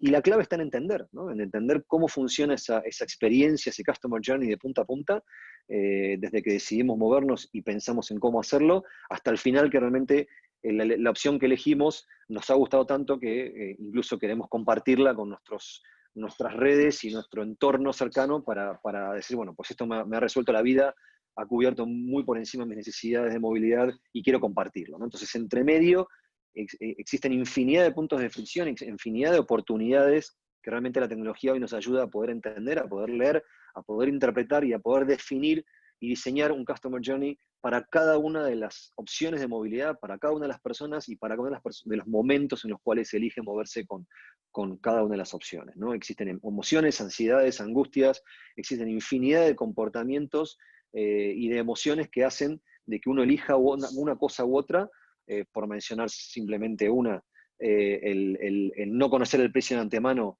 y que esto ha sido un lastre realmente que ha ido apartando demanda en el sector del taxi. Cuando uno se sube en taxi, por ejemplo, en gran mayoría de esos viajes uno no sabe realmente cuánto va a costar ese viaje y se termina enterando cuando llega al final, ¿no? Entonces, esa simple barrera, esa simple fricción en la experiencia, que es clave y que es una de las principales motivaciones que hace que uno no se tome un taxi y elija otra alternativa, el taxi ya está buscando resolverla, por suerte, de la mano de la tecnología, pero es una de las tantas innovaciones que las nuevas alternativas de movilidad hemos traído al ecosistema para poder resolver esos puntos de fricción, ¿no? ¿Y cómo lo hacemos? Bueno, pues claramente esos ciclos de innovación que ejecutamos en Cabify, y que ahora voy a explicar cómo, permiten entender, permiten leer todos estos Customer Journey, que hay miles, depende de la audiencia, depende del momento, depende de la opción de movilidad que se trate, depende de si llueve, depende del barrio de Madrid que se trate, hay miles de variables que afectan a cada una de estas situaciones, y la tecnología es la única herramienta que nos permite medir todas y cada una de estas oportunidades, de estos puntos de fricción, y poder actuar en consecuencia para resolverlos, ¿verdad? Entonces, aquí por mencionar una de las tantas iniciativas que un poco explica, primero, cómo trabajamos en Cabify. En Cabify somos cientos de personas que estamos todos abocados a resolver esas fricciones, a resolver esos puntos de dolor de las experiencias de movilidad.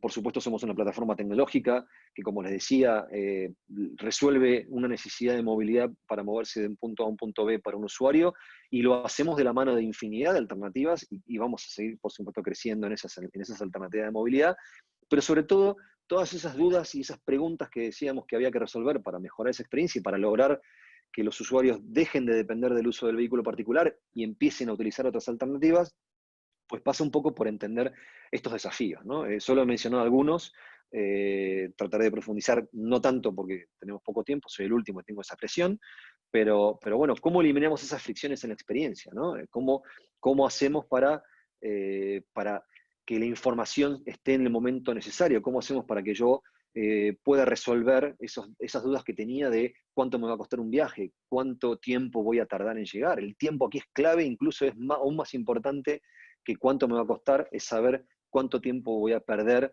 en esperar el vehículo, o en esperar al autobús, o en ir caminando a buscar la bicicleta compartida o la moto compartida, o cuánto tiempo voy a demorar en aparcar el car sharing. Hay infinidad de opciones, pero en todas la variable principal es el tiempo, porque para nosotros inconscientemente el tiempo es lo más valioso que tenemos y no queremos desperdiciarlo en fricciones y en cosas innecesarias, ¿no? Entonces, todos esos puntos, claramente la tecnología nos ayuda mucho a eliminarlos.